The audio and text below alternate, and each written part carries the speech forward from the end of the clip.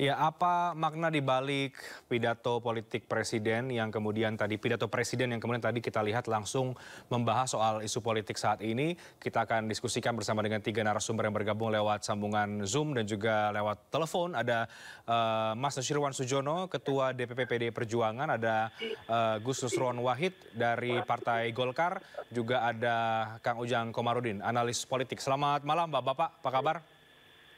Selamat malam. Assalamualaikum. Bang Renhat. Ya, Selamat malam. Ya, saya yakin pasti Gus Nusron, Mas Nusyirwan, Kang Ujang juga mencermati pidato presiden tadi yang di awal langsung membahas soal situasi politik sekarang, capres-capresan, kemudian isu soal Pak Lurah, dan ia mengatakan bahwa ada pihak yang kemudian menjadikan dirinya sebagai alibi, dipaten-pateni, kira-kira begitu mungkin bahasanya. Saya mau ke Mas Nusyirwan dulu. Kalau dari Mas Nusyirwan dan rekan-rekan PDI Perjuangan, bagaimana memandang pesan-pesan politik yang disampaikan Pak Jokowi tadi, sampai kemudian ia menyebut ada kode-kode Pak Lurah, dan juga merasa dirinya kemudian dijadikan alibi untuk menentukan capres dan juga koalisi? Ya, tentu sebelum membahas isi pidato Bapak Presiden Pak Jokowi, maka yang perlu menjadi catatan kita bahwa apa yang disampaikan itu adalah tidak seperti biasanya di doorstop media, tapi ini adalah di forum lembaga tinggi negara, di sidang majelis. Maka ini adalah sangat formal, sangat legalistik, sehingga apa yang disampaikan ini tentunya menjadi catatan yang sangat-sangat penting. Apa itu? Yang pertama tentu tadi karena ini disampaikan di forum sidang majelis, dan juga yang menjadi keunikan atau katakanlah kekhususan, hal tersebut yang kita bahas malam ini disampaikan di awal pidatonya, belum menyampaikan hal-hal yang lain. Tentu bahwa kami melihat ini adalah sesuatu hal yang selama ini sudah menjadi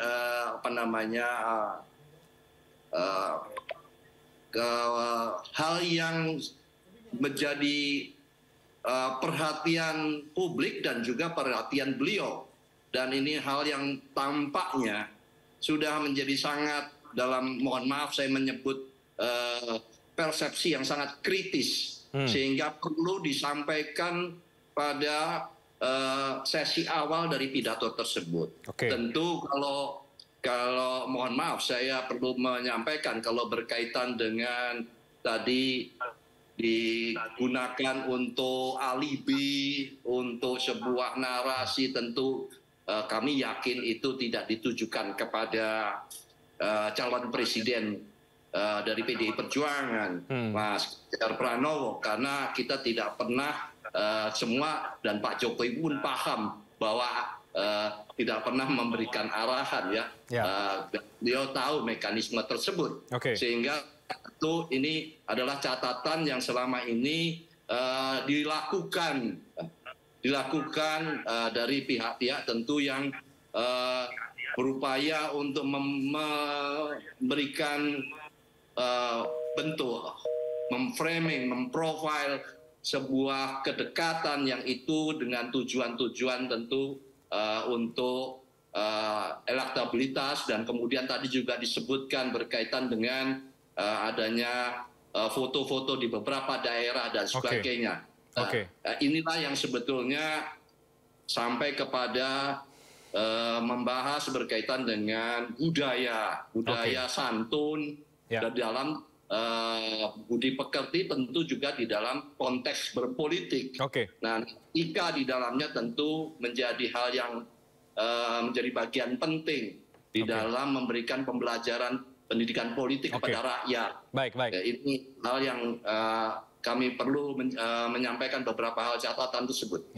Jadi ini adalah hal yang sangat penting, artinya mungkin menjadi unek-unek Pak Jokowi, dan Anda meyakini bahwa itu bukan ditujukan kepada capresnya PDI Perjuangan soal arahan-arahan dan lain sebagainya tadi itu ya, menjadikan alibi Presiden Jokowi. Saya ke Gus Nusron kalau begitu. Gus, kalau tadi Mas Nusirwan menegaskan bahwa itu tidak untuk PD Perjuangan, bagaimana dengan Partai Golkar soal menjadikan alibi dan sebagainya? Apakah Anda merasa bahwa itu juga ditujukan kepada partai politik, Partai Golkar atau partai-partai mendukung Pak Prabowo Subianto misalnya? Pak Prabowo Subianto misalnya. Soal itu nggak begitu penting lah. Yang paling penting kan yang punya foto itu kan nggak keberatan untuk dipasang. Ya karena itu ya nggak usah dibahas soal itu. Orang mau pasang gambarnya Pak Jokowi mau di mana saja, mau tidak pasang di mana saja. Menurut saya itu tidak menjadi persoalan. Karena apa? Karena punya foto tidak keberatan. Kecuali kalau yang punya foto keberatan, nah itu lain cerita. Oke.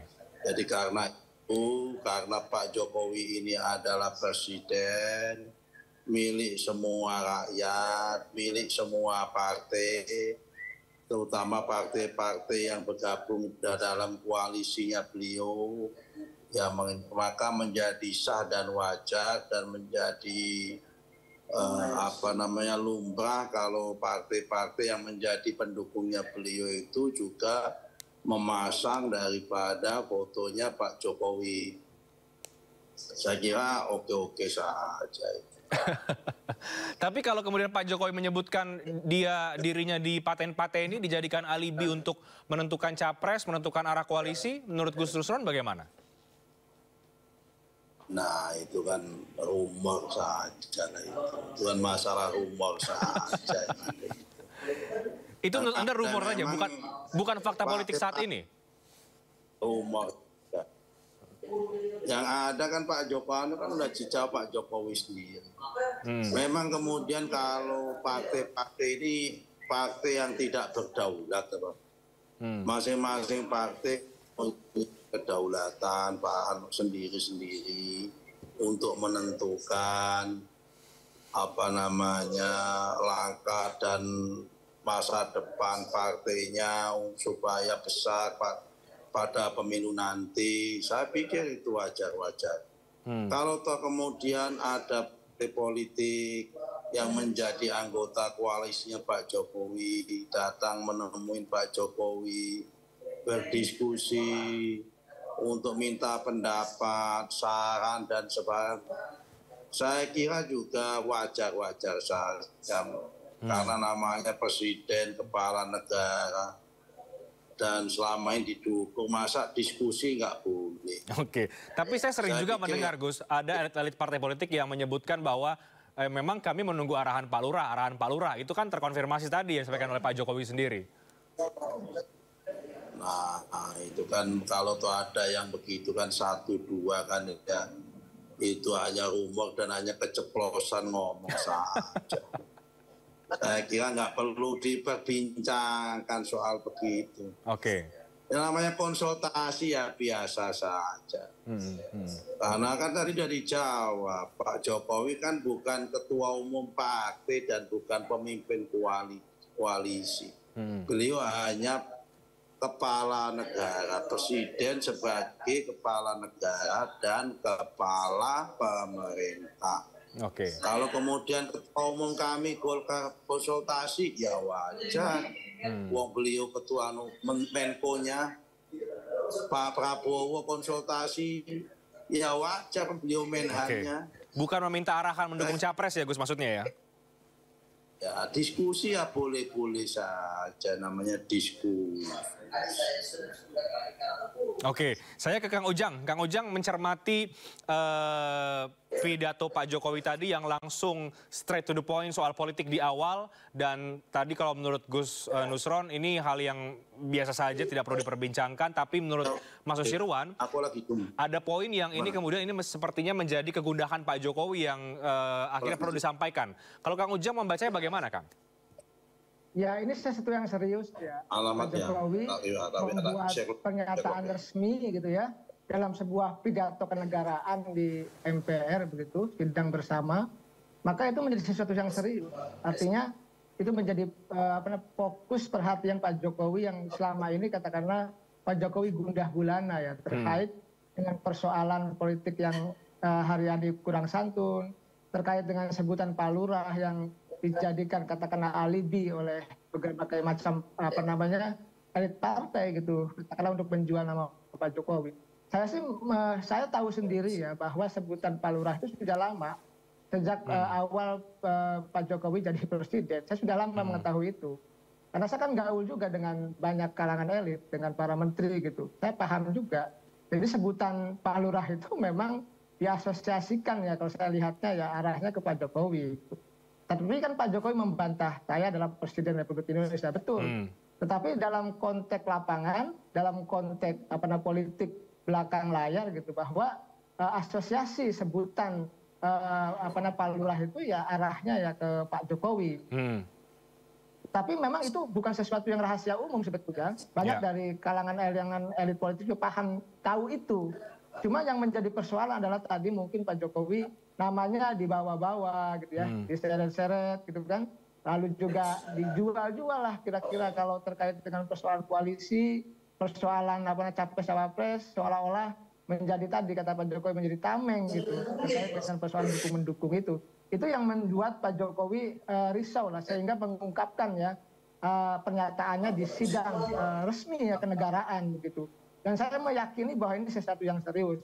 Yang kedua yang saya ingin sampaikan bahwa betul apa yang disampaikan Pak Jokowi bahwa soal kesopanan ini kita agak hilang ya. Agak kita minus kesopanan karena gini kita diketahui bahwa netizen kita melupakan netizen yang paling tidak sopan sedunia gitu. Oleh karena itu ya kita momentum pidato Pak Jokowi tadi pagi ya mestinya dijadikan sebagai tolak ukur atau parameter indikator bahwa kita harus kembali kepada nilai-nilai budaya ketimuran gitu.